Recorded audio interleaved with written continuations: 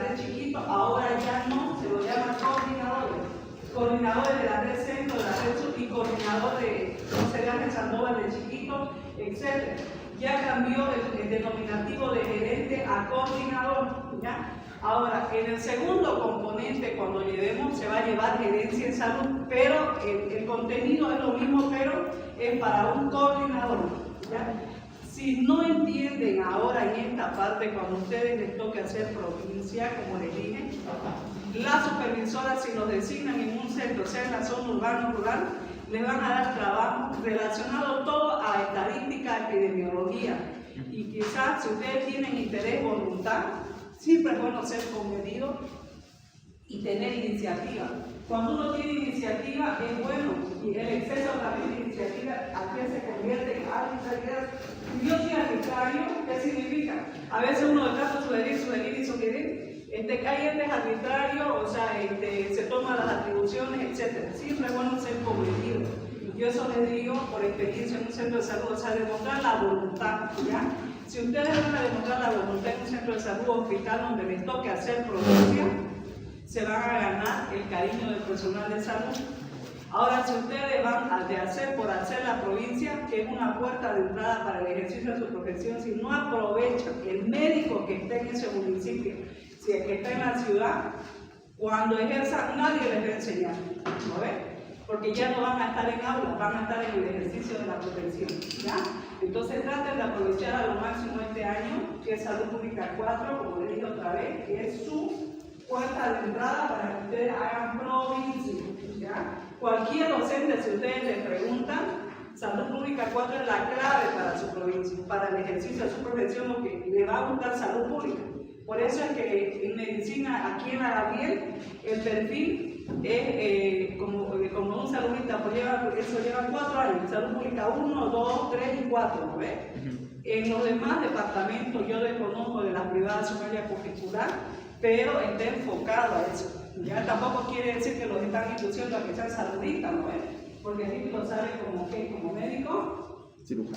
¿Ya? Entonces, para que más o menos también un poquito tengan esa noción de tomar interés, tampoco les digo de que den prioridad a salud pública, porque todas las materias son importantes, ¿no? Ya.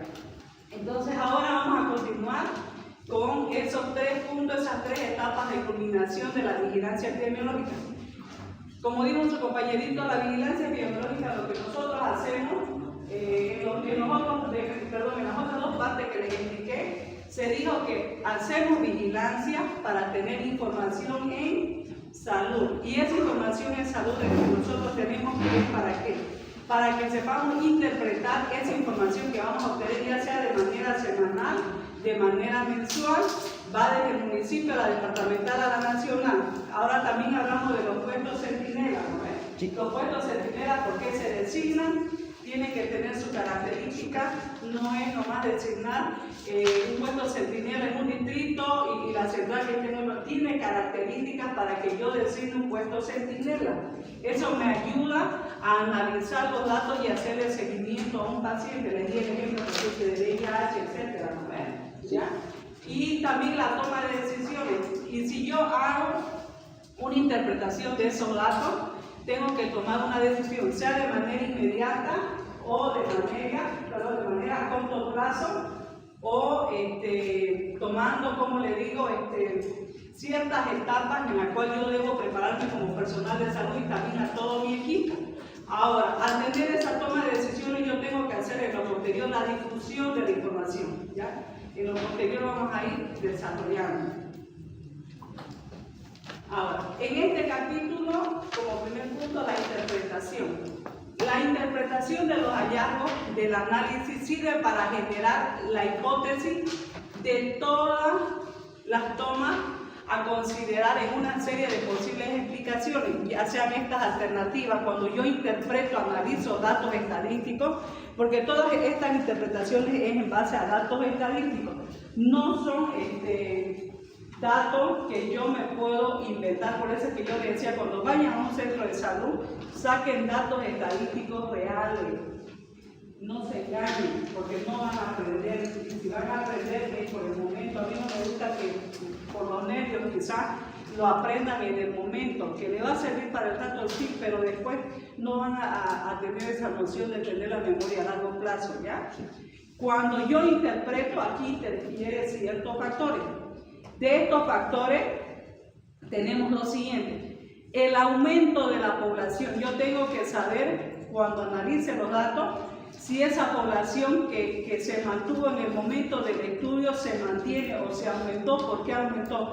Sabemos que generalmente en ciertas etapas, circunstancias, migra la población, ¿no ves? De un departamento a otro o de un municipio se viene a la zona urbana, o por ciertas características de alguna enfermedad de que yo tenga, por ejemplo, presión alta, algunas personas se van a vivir a otro municipio, ¿no ves? Eso también influye. Tengo que analizar el aumento, la migración, la introducción de nuevos métodos diagnósticos. Puede ser de que cierto, en este caso de los ayoreos, que son nómadas, por ejemplo, yo estuve en la salud chiquito, los ayoreos que viven de la villa 1 de Mayo. Hay ciertos grupos o ciertas personas de los ayoreos que viven en la villa de a Poza Verde, se llama allá en Pailón, ¿ya? Mira, y de esas personas tienen algunas características de enfermedades. Han habido casos así, decirles con SIDA, y van y contagian y infectan a otras personas y vuelven otra vez a la ciudad. Y eso de los que están en Pailón, en Poza Verde, se van a otro municipio y así van a San Julián y así van migrando, a eso se refiere. Aquí la introducción de nuevos métodos diagnósticos, uno tiene que saber analizar, como les dije, si yo detecto un paciente, dónde se generó, dónde se originó la enfermedad. Ahora, el mejoramiento de los sistemas de notificación. Cada año, cada cierto tiempo, el Ministerio de Salud modifica ciertos puntos en su formulario de notificación. Cada enfermedad, cada patología en epidemiología tiene sus fichas epidemiológicas. Les dije en la pared, perdón, ahí en la proyección, que en la página del Ministerio de Salud hay diferentes tipos de formulario de fichas de notificación. Si es de hantavirus, si es de Chagas, si es de dengue, etc. Hay una infinidad de acuerdo a los programas de salud. Ahora, el cambio en la definición de caso. Hay ciertos momentos desde la OMS, cuando da los lineamientos, yo como país no puedo cambiar la definición o la concepción de una patología, que es la poliomielitis, la meningitis, el Chagas, ya está definido, o qué es la salud. Por ejemplo, para la OMS, que es la salud del completo militar, físico, social, etc., nosotros como bolivianos no podemos cambiar de manera arbitraria esa definición, ya está. Pero cuando se dan los cambios, como pasó con el COVID era por estas características de coronavirus. Ahora han ido mutando, ¿no? Y entonces la clínica ha ido cambiando también. A eso se refiere. El cambio en la definición de los casos, más clarito el COVID-19 actualmente, ¿no es? La aparición de nuevos y efectivos tratamientos, lo mismo también para el COVID. Nadie sabía al inicio cuál era el tratamiento, se automedicaban, etc. Medicina tradicional, medicina alternativa, la medicina, la común, la que conocemos, la que venden en la farmacia, las recetas, etc., ¿no? Ahora, la posibilidad de problemas con la validez de los datos de vigilancia por subregistro. Yo si hago un registro en una planilla en unos libros que se llaman el ENIS, Sistema Nacional de Información de Salud, le dije, si vamos al internet, a la página militar del ENIS, Sistema Nacional de Vigilancia Epidemiológica del Ministerio, ¿ya? Ahora, yo hago un registro en esos libros, ingreso al sistema, yo no puedo hacer otro subregistro, no me puedo inventar, o sea, no puedo hacer un registro paralelo, tiene que ser un solo registro. Si yo trabajo en el distrito 1, trabajo aquí en esta V, en el Centro Perpetuo Socorro William Maife, ese personal hace un registro, lo consolida, manda a la coordinación de la red centro. La red centro lo consolida de todos los establecimientos de su jurisdicción. Eso va a la departamental al sede, del sede va a la nacional. Yo les mostré cuadritos cómo va subiendo en cierto tipo de calendario de fecha. No es cuando yo diga lo voy a mandar ya el otro mes o lo mando el 15 o el 20, no. Hay fechas establecidas en las cuales el personal de salud consolida y envía donde corresponde. Ahora, esto debe ¿Para qué sirve? O sea, ¿para qué nos ayuda? Esto debe de guiar el grado y extensión de las recomendaciones de acción dirigidas al control del problema, como también la necesidad de analizar estudios epidemiológicos específicos. Cuando ya yo voy haciendo esos datos, voy analizando, voy consolidando, voy enviando que corresponde, yo tengo que tomar acciones. Está pasando con el caso de la gripe. Vieron, yo creo, en estos días en la tele la poliomielitis, ¿no? El CDE está incentivando a que las mamás lleven a los niños al centro. Como no han estado oyendo qué está haciendo el epidemiólogo del CDE, está haciendo de que su equipo técnico vaya a los establecimientos de cada unidad educativa a vacunar. Si no vienen al centro, no acuden, yo veo la necesidad que puede haber un incremento, yo tengo que buscar otra alternativa, de ir a buscar a los pacientitos, ¿dónde? Al colegio, ¿ya? O lo mismo también cuando la gente no sale a vacunar o no busca su establecimiento próximo para la gripe, tengo que armar puestos en un mercado, tengo que ir a la plaza, buscar otras alternativas, otras estrategias, ¿ya? Ahora, esta última parte es bien teórico, explica de manera sucinta la parte más importante de vigilancia epidemiológica, ¿ya?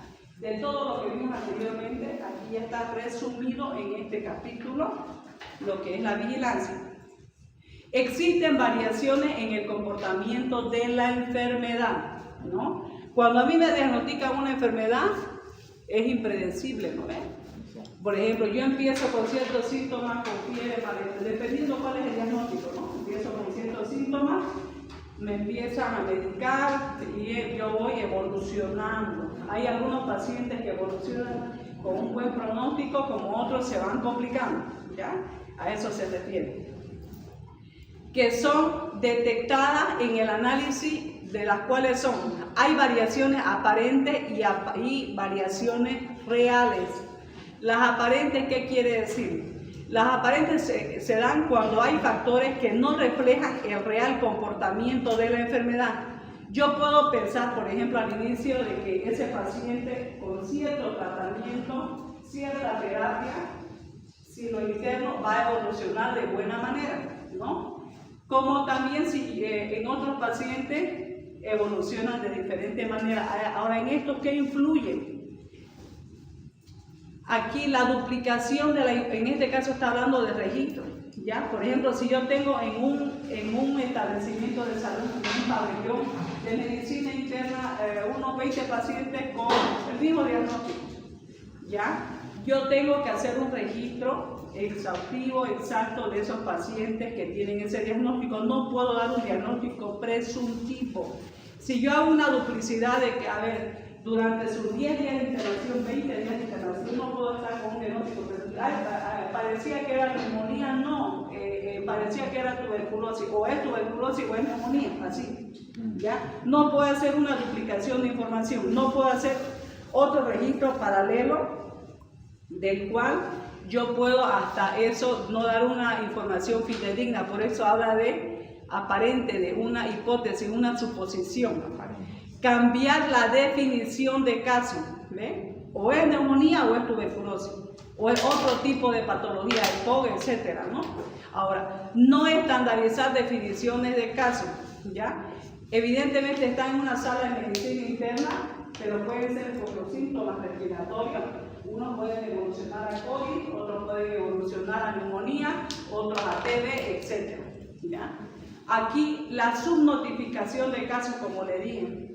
Yo cuando hago si es un paciente de TB, tengo que notificar, porque si es reciente el diagnóstico de TB, yo tengo que iniciar el tratamiento. Son 6 meses, cuando abandonan el retratamiento son 8 meses.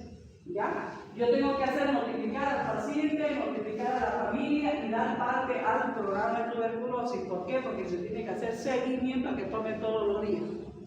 Ahora, en las variaciones hablamos de variaciones reales. Esto lo han visto en estadística, ¿ya? Son variaciones reales, ¿por qué? Porque varían y son reales. Cuando hablamos de epidemia, de pandemia, de endemia, casos esporádicos y brotes, estas 5 diferencias tienen que manejarlo bien porque ya lo llevaron en estadística. Ahora, estas 5 definiciones que varían, esto que nos permite planificar, programar acciones para modificar todos estos factores. Si se presenta una epidemia, yo tengo que planificar y tengo que modificar para que eso no vaya incrementando, lo mismo en la pandemia y lo demás. Ahora, ¿quién sabe, muy aparte, con sus propias palabras, qué es una epidemia? La diferencia de los 5 sencillitos, ¿qué es una epidemia? Epidemia es cuando aumentan los números de casos positivos de manera inesperada. ¿Ya? Sobre un sector que en realidad era endémico y se expandió a otros sectores. Ya. Cuando traspasa protege el otro. Ya la pandemia. Ahora, epidemia. Hay epidemia. Se propaga rápido y activamente Sí, con el número de casos, ya sea en un lugar determinado. Epidemia. Por ejemplo, en este caso, dentro de Bolivia. Santa Cruz. ¿Ya? Epidemia. Pandemia es cuando se extiende a todos los países. Hay continentes. Eso, ya, la diferencia. Ahora, la endemia. Es un solo sector geográfico. Constantemente. Ahí falta uno, pero no lo menciona en el texto, sindemia. ¿Qué es sindemia? Eso sí no sé. Es una combinación. Ya, sindemia. Pero eso no lo quise yo porque un poquito se van a confundir, pero en el texto no lo menciona. Hay también una variación real que es la sindemia. A ver, busca ahí sindemia para que vean la diferencia cuando habla de patología. Sindemia, con S. Sindemia. Dice, es una concentración de 2 o más epidemias o brotes de enfermedades en una población. Eso, recordé la combinación, ¿ya? Eso es sindemia. No lo puse para que no se confunda, pero sí se debería de mencionar ahí. Por ejemplo, doctora, sería pues una de la epidemia ¿cómo se llama? De la influenza y del dengue, los dos juntos a la vez. Eso, ¿eh? Es lo que estaba, a ver, estamos en mayo, ¿no? Estábamos más o menos en marzo, abril, con esa susceptibilidad departamental de que se han incrementado los casos de la gripe y también se estaban dando casos con los mosquitos de dengue. Eso es una sindemia. ¿Ya? Ahora, ¿qué son los casos esporádicos? ¿Qué se dan? De manera aislada. No llegan a esparcirse. Es de manera, o sea, como le digo, momentánea, o sea, eso no se mantiene, desaparece, es inestable, ¿ya? Los casos esporádicos. Como el del antivirus, cuando pudiera ser eso uno. ¿Y qué otro ejemplo, a ver, de casos esporádicos? Aparece, desaparece, a ver. Se refiere a enfermedades que ya están curadas, digamos, y... Habla de la varicela, la viruela, ¿no? Hay en el colegio un cierto grupo de un curso, cuando un niño se enferma, la profesora prefiere que no vaya porque lo puede contagiar a otro compañerito, y son casos esporádicos. Tienen su etapa de clínico, de fiebre, etcétera, se ponen mal, empiezan lo que es a flechar, y ya cuando empieza a tomar la costritis donde contagian, ¿no? Entonces, un ejemplo pudiera ser ese, de casos esporádicos. Ahora, de brotes epidémicos. Aparición repentina. ¿Qué es un brote epidémico? A ver. Es la aparición repentina de una enfermedad infecciosa en un lugar específico y en un momento determinado. A ver, un caso sencillito en Santa Cruz, no nos está poniendo otro caso fuera de lo normal. Ejemplo de brote epidémico, sale a la tele cada vez cuando dan el reporte, ¿no? Del CEDER. COVID. Ahí, es la aparición repentina, que uno no se lo esperaba y ahí que aparece. Más o menos, pero hay otro. ¿Y tiene relación con el clima, doctor, o no? Este brote. De acuerdo a las épocas, las estaciones del año. Por ejemplo, ¿cómo les digo? En tiempo de calor, ¿qué se puede dar? Virus. En tiempo de calor. No tanto. A ver, en tiempo de frío, lo más facilito. Un brote epidémico. Aparición repentina. Virus sincitial. Virus sincitial. Gripe, eso. Otro repentino. Virus sincitial, un rato aparece y luego se va. También, otro caso también que pudiera ser un brote epidémico relacionado con la gripe. Resfrío. Aparición repentina. Repentina, que aparece así, que uno no espera. Zika. El coqueluche, ¿no? Eso. No, cuando aparece, por ejemplo, en el caso de coqueluche, bueno, últimamente no está uno, pero cuando se den su época del pasado y el año pasado hubo casos que fueron hasta las brechas donde los menonitas ya causaban mucha preocupación, porque son personas que, bueno, desconocen el caso clínico y si tienen una auxiliar de enfermería los atienden, si no se va complicando, ¿no? Tienen que hacer detectar los casos activos para que no sigan contagiando. Ya.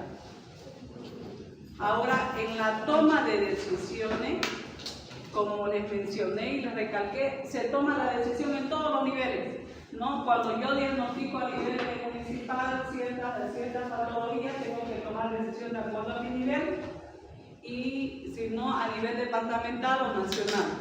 En todos los niveles se realiza esta etapa y existen decisiones que deben de ser factibles, medibles y comparables, ¿ya? En el nivel, bueno, aparte del nivel que yo tomo decisiones departamental, nacional, que influye de manera indirecta. La parte operativa es lo que yo voy a buscar al paciente en terreno, salgo a hacer la búsqueda del paciente, como le dije. Puedo hacer equipos de vacunación móviles, sacar a la calle, ponerlos en la plaza o llevarlos al colegio para que los vacunen. Eso es la parte operativa, salir a buscar al paciente.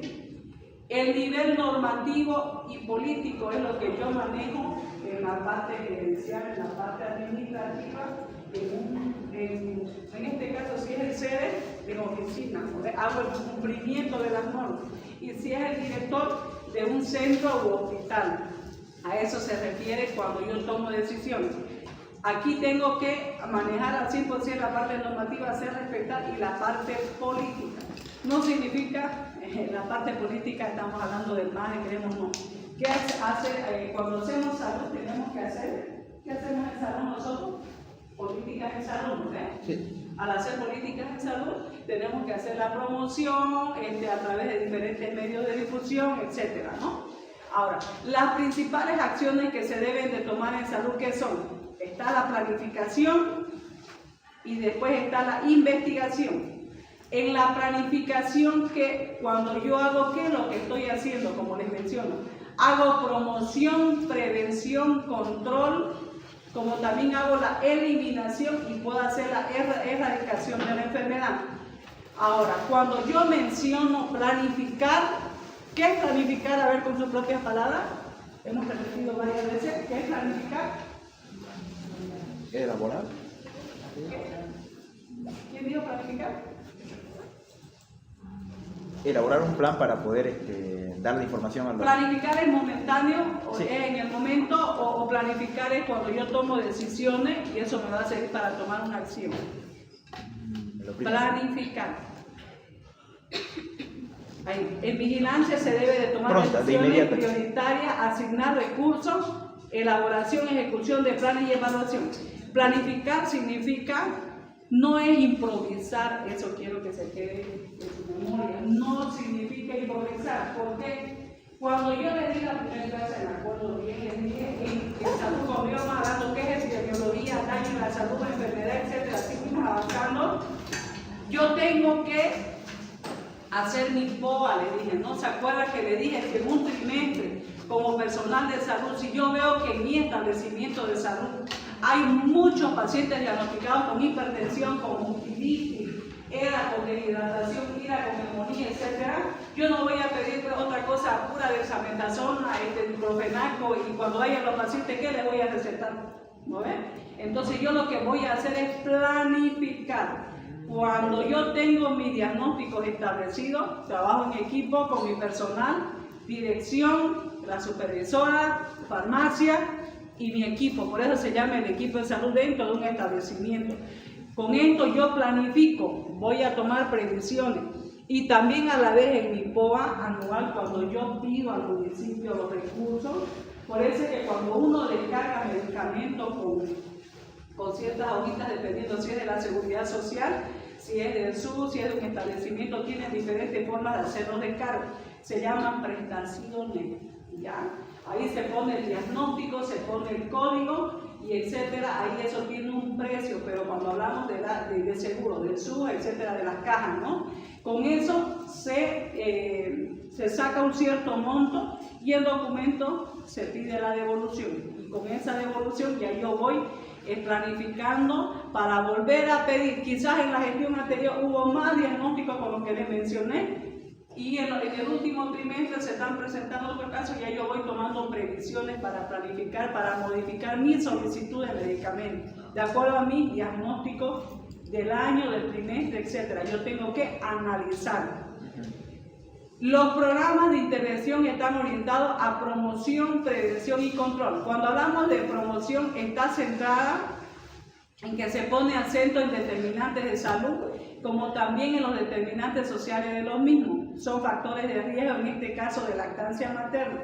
Cuando nacen los niños, yo tengo que hacer promoción en la salud, por ejemplo, en la maternidad. Nacen los niños, yo tengo que incentivar a la mamá a que le dé su pecho. ¿Ya? Eso se llama promoción, promocionar que lo mejor en un niño es la lactancia materna, un ejemplo sencillo de promoción. Ahora, cuando hablamos de prevención, se refiere al control de las enfermedades poniendo énfasis en los factores de riesgo y poblaciones de riesgo. Por ejemplo, en este caso, cuando yo los vacuno a las pacientes contra la influenza, estoy haciendo una prevención de que se me enfermen más, o sea, aparezcan más pacientes, más personas enfermas.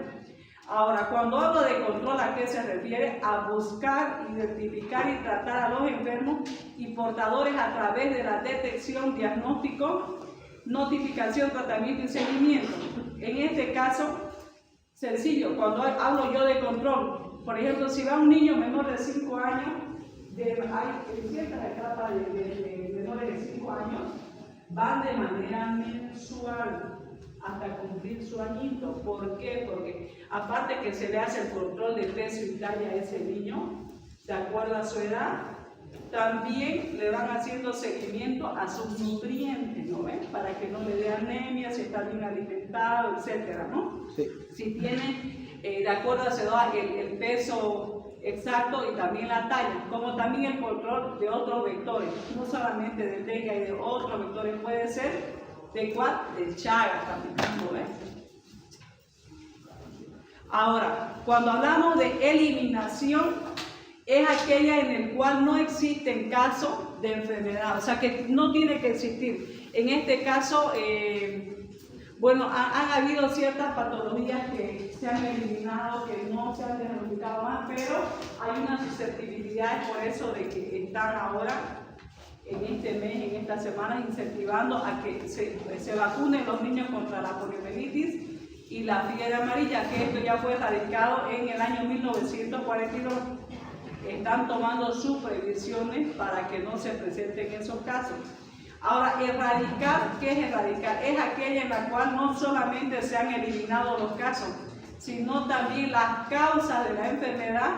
En este caso se menciona, hubo en esos años, por ejemplo, la última vez que se mencionó en el año 80 fue la erradicación de la viruela. ¿Alguien sabe más o menos de la historia de la viruela, de la erradicación? ¿Se acuerda? Con la vacuna. Ya, en esos años ya se erradicó. ¿Qué significa? Que la viruela, actualmente la varicela, para nosotros es el presente de manera, como dijimos, esporádica, ¿no? En el momento contrae un niño, dice la profesora, la mamá no lo traiga al niño porque va a contagiar a sus demás compañeritos, etcétera, ¿no? Por eso es que la profesora prefiere que lo aísle, no lo lleve. Ya, en esa época era como el COVID, cuando todo el mundo estaba susceptible de que no tiene que salir a la casa, que evite contagio, la distancia, etcétera, ¿no? Igual también lo mismo pasó en esos años anteriores a la erradicación. Era una susceptibilidad única la viruela y las complicaciones eran más severas. Ahora, en esta otra, en esta otra etapa o fase de la toma de decisiones, de la investigación, ya cuando hablamos de planificación pasamos a la investigación. Una vez que vimos todos esos puntos de eliminación, erradicación, hablamos de investigación. Se realiza en vigilancia epidemiológica la investigación que está generada por la información y esta genera una hipótesis. Cuando ya yo tengo toda esta base de datos, yo tengo, como le dije, que saber analizar y tomar mis decisiones. y tomar mis previsiones, ¿ya? La vigilancia epidemiológica en salud pública de manera general, ¿qué nos permite? A ver, alguien que se acuerde que tanto hablamos de epidemiología, muy aparte de lo que está ahí o de lo que se acuerden, ¿qué nos permite hacer la vigilancia epidemiológica? Que ya lo estamos viendo ahora en tres capítulos divididos, ¿no? Este tema. ¿Qué nos permite hacer? En detectar factores de riesgo, doctora. ¿Ya?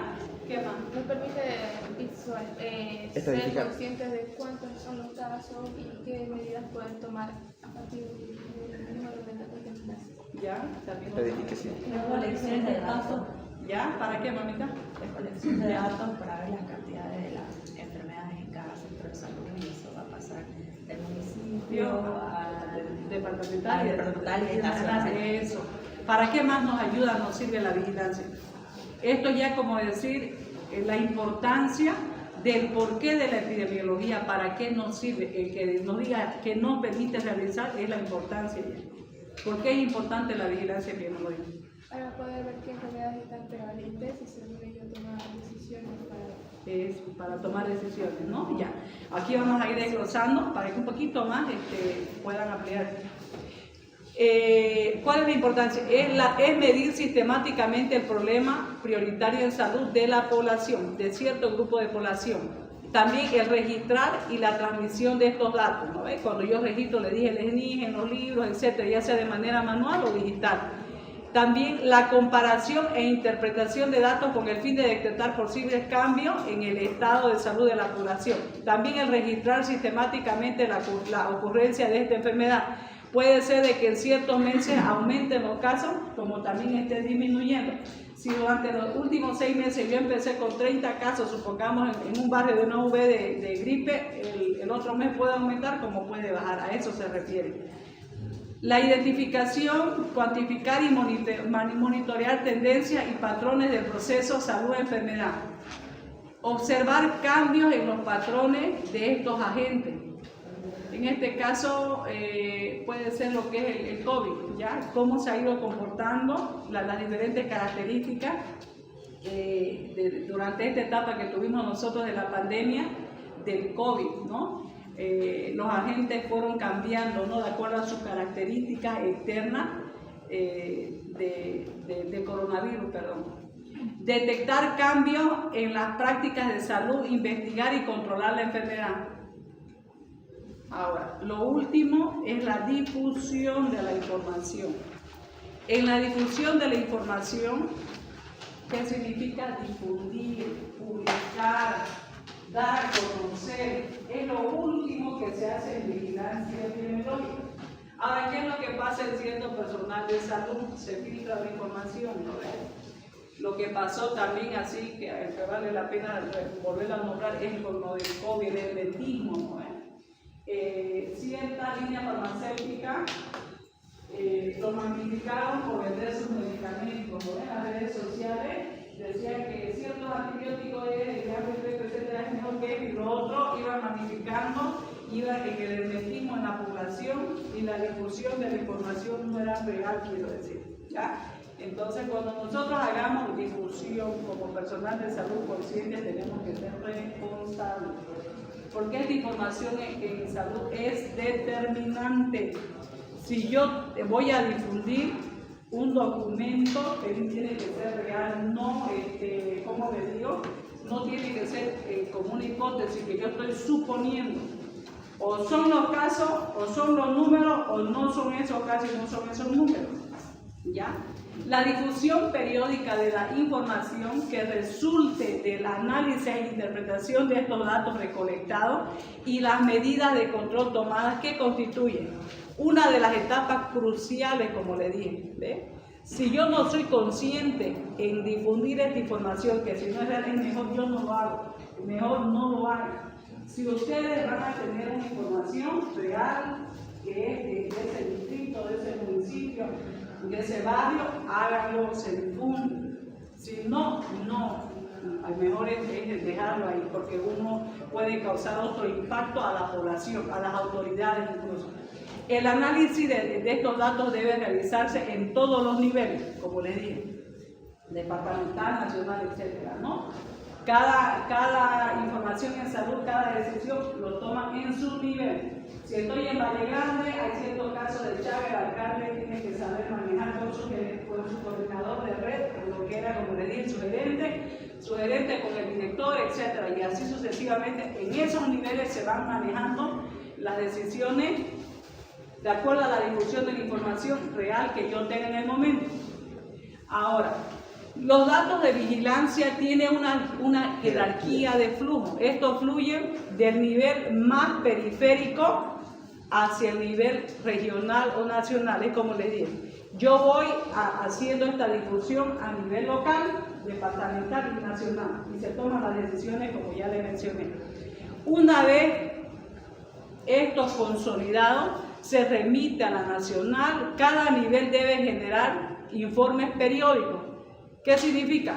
De manera semanal, mensual, trimestral, semestral y anual, en estos 5 puntos, ¿ya? Cada nivel genera esta información periódica con datos de vigilancia dirigidos al anterior. ¿Qué significa? Cuando yo vaya reportando de manera semanal, voy haciendo comparaciones en mi tablita, en mi gráfico que ya yo aprendí. Si de manera semanal yo grafico cierta patología, durante el mes yo tengo que hacer comparaciones. Si hago mi tabla, tengo que saber analizar. ¿Para qué? Para saber reportar, ¿ya?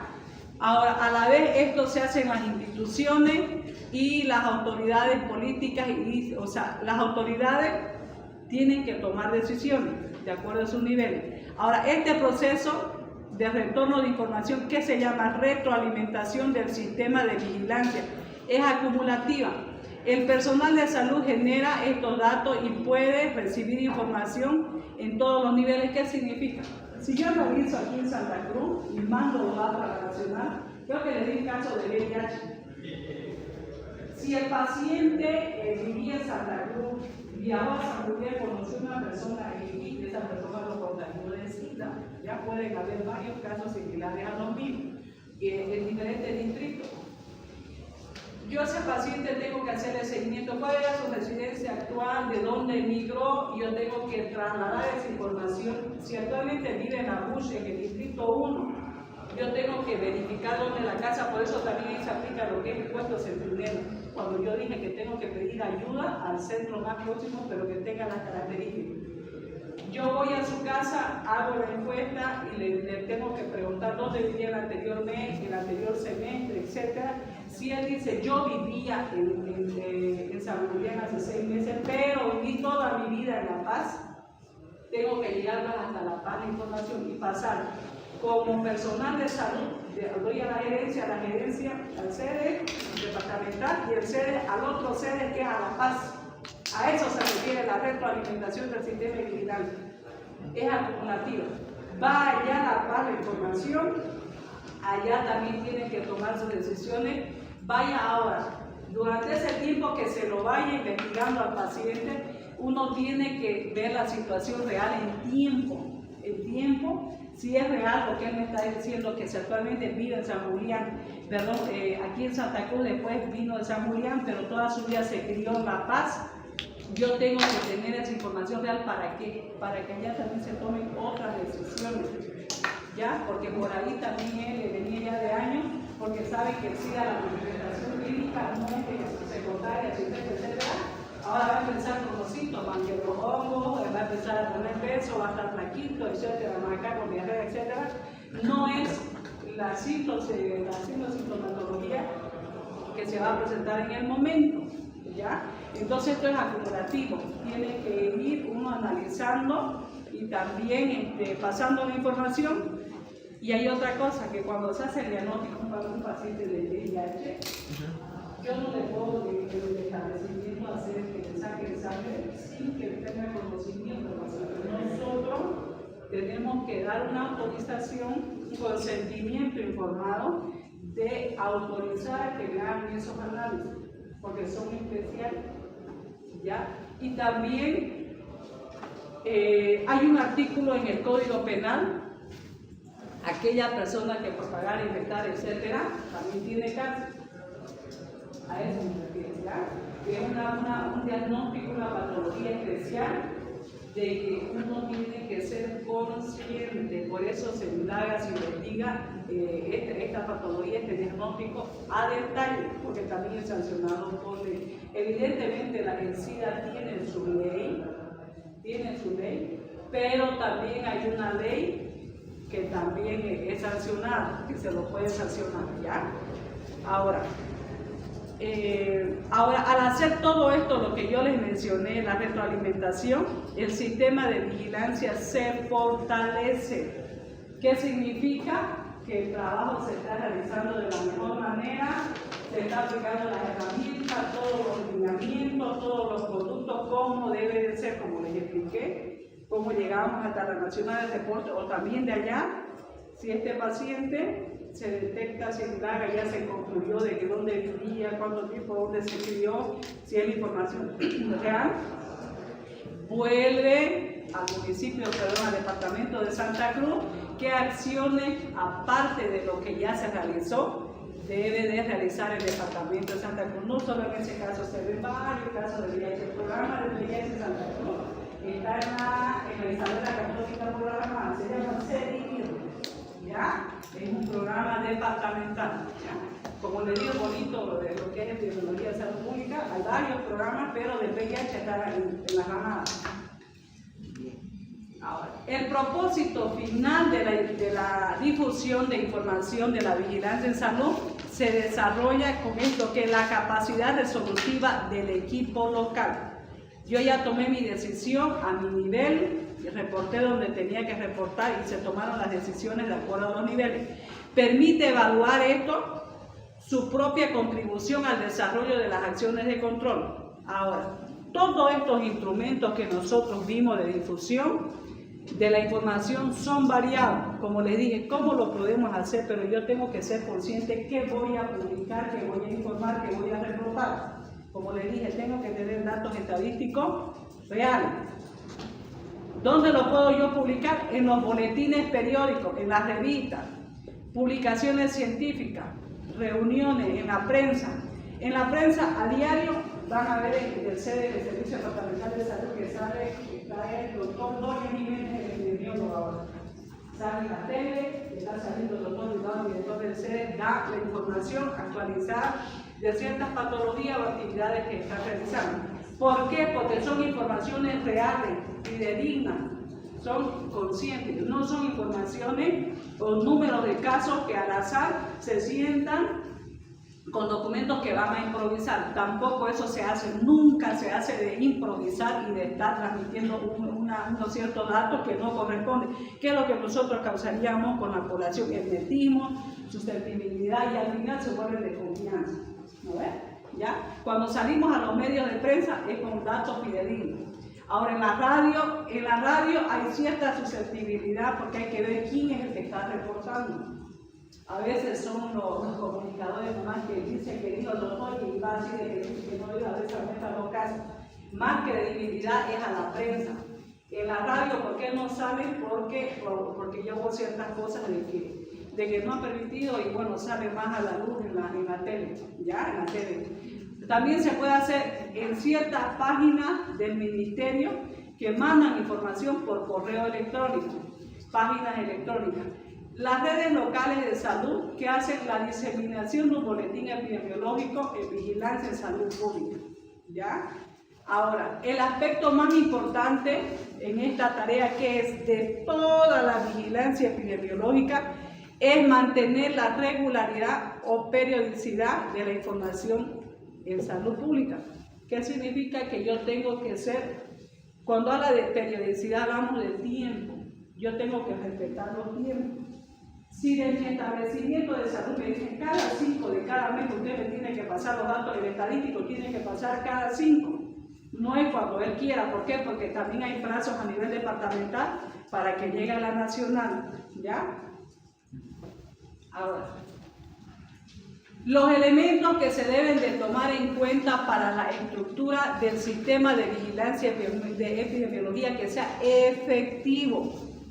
¿Qué tiene que ser? Simple, flexible, tiene que ser de manera oportuna, tiene que haber una aceptabilidad representatividad y un valor predictivo positivo. Todas estas etapas son procesos que tienen que ser continuos, dinámicos y permanentes, no son estáticos. Los datos estadísticos no son estáticos, son dinámicos, van cambiando, así como aumenta, va disminuyendo, a eso se refiere, ¿ya?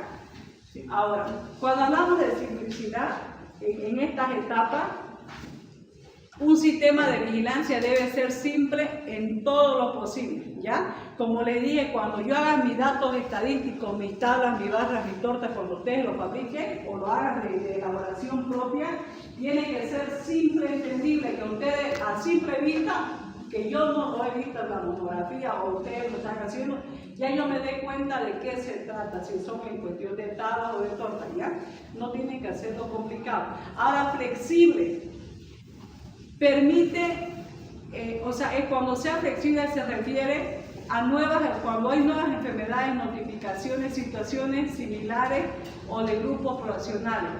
Esta es necesaria cuando ocurren cambios en definiciones, ¿ya? O sea que tienen que ser los diagnósticos de las patologías entendibles que se puedan saber diferenciar, ¿ya? No tienen que ser complicados. Cuando habla de flexibilidad, ¿a qué se refiere? Flexible. Cuando dicen una persona flexible, es entendible, comprende, acepta, ¿ves? Sí. Es flexible. Lo mismo, los diagnósticos de las patologías tienen que ser flexibles, entendibles, diferenciables. A eso se refiere, ¿ya? Ahora, cuando hablamos de oportunidad, tiene que aquí aplicarse la disponibilidad de los datos del sistema de vigilancia a tiempo para realizar la intervención. O sea, yo tengo que tomar una acción, una medida oportuna y a tiempo. Por ejemplo, en el caso del COVID, vieron cómo hubo el confinamiento, cómo las familias se quedaron en la casa cierto tiempo, se tomaron acciones y medidas oportunas, como también se decía. Pueden salir a hacer sus compras de manera semanal, pero manteniendo la distancia, etcétera, ¿no? Ahora, la aceptabilidad refleja la voluntad de los individuos y las organizaciones para participar en el sistema, o sea, que tiene que ser aceptable, ya que tiene que ser confiable, o sea, que tiene que ser creíble, ¿ya? Ahora, la representatividad es importante para generar la información, o sea, esos datos que yo estoy facilitando tienen que ser representativos, que tienen que ser graficados, que tienen que ser lecturados a simple vista. Ahora, el valor predictivo positivo se da en los casos cuando hay brotes, epidemias reportados de las que se representan en cierto momento. El valor predictivo positivo es una proporción de casos reportados que son datos creíbles, ¿ya? Valor predictivo positivo, ¿ya? Y se da más que todo, y como menciona, en casos de brotes, epidemia, y también se da en ciertos casos especiales. ¿Alguna pregunta? Es lo último de vigilancia epidemiológica, ¿ya? Se van a aprender la diferencia entre epidemia, brote, todo eso, ¿ya? Lo último es lo importante de vigilancia. El próximo capítulo, lo que vamos ya es mañana a culminar con epidemiología, es evaluación, monitoreo y supervisión. Es lo último. Y de ahí la próxima semana es el examen, el 22. Para el día del examen no van a traer, bueno, traerán su celular, pero no lo van a utilizar, es una calculadora simple, ¿ya? Porque no quiero que copien, así de sencillo. ¿Ya? Quiero que ustedes mismos se van a calificar, yo solo voy a transmitirles la nota de su examen. ¿Ya? Lo que yo les explico es lo que se pregunta. ¿Ya? Les dije el ejercicio. Mañana vamos a terminar el martes una repasada, que el miércoles es el 22. Sí. Martes repasada. ¿Se puede pasar la diapo de la fase 1 y 2? Lo que pasa es como no daba el proyector, entonces tuvo que disertarlo nomás. Yo lo voy a explicar el martes. Un repaso. Un repaso, sí, de esos dos. Jornada de repaso. Ya, pero yo la diapositiva, como le dije, no le voy a pasar. ¿Por qué le digo? Porque sería no valorar el sacrificio de sus demás compañeros. Yo lo que he proyectado, de ahí que vayan estudiando y van a repasar. Ya el examen no va a estar difícil, pero le voy a encargar para ese día ¿Qué más va a entrar? Dígalo para que pongan su nombre.